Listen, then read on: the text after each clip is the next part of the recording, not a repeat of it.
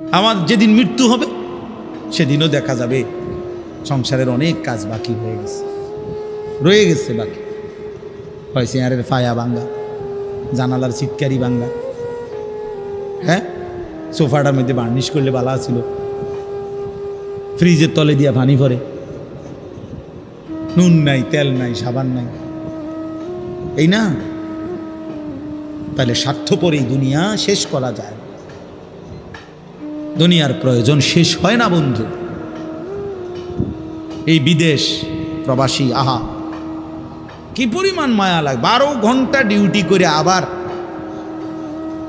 আরো 6 ঘন্টা আরেক কোম্পানির স্যার কি করে 18 ঘন্টা, কেউ কেউ আর থাকে 6 ঘন্টা।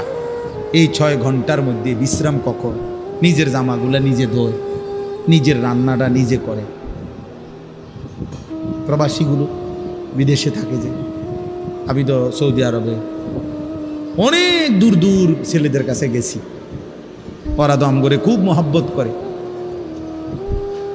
তাইলে এই নিজের রান্না নিজের, কত ছেলে যে বিশ্বাস করো ভাইয়া কি পরিমাণ কান্দে, আল্লাহর কসম।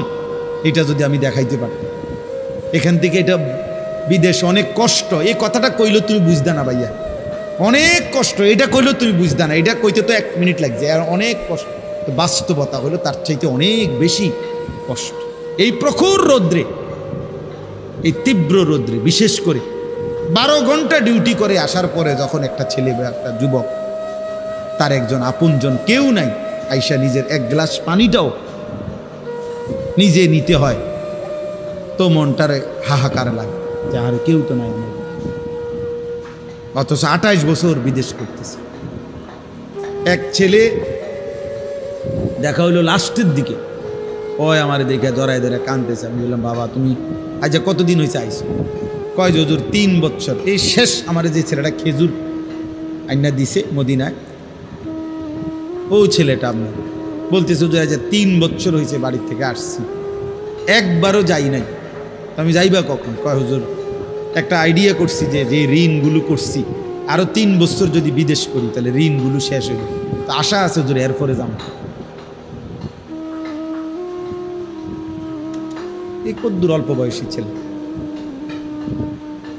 হ্যাঁ ভাইয়া। এই জন্য সে যাইয়া হয়তো অনেক দুঃখের কথা বলে না বাড়িতে, যে মা কানবো, বাপে কানবে, বা বউ বাচ্চারা কানবো।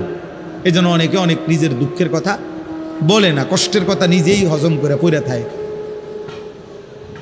কিন্তু তীব্র কষ্ট কইরা বুকটা মাটিত লাইগা যায়, এরপরে 2টা টাকা জমাইয়া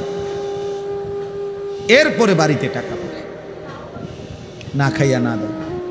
এই কখনো একটা দোকান থেকে একটা বার্গার, কখনো একটা 1 টুকরা মুরগি, একটা কিছু খাইয়া শুইয়া লায়। ক্লান্তিতে আর ভাল লাগে না যে কিটা রাখবো, শরীরে আর কুলাইতেছে না, এতক্ষণ ডিউটি করে আইসা।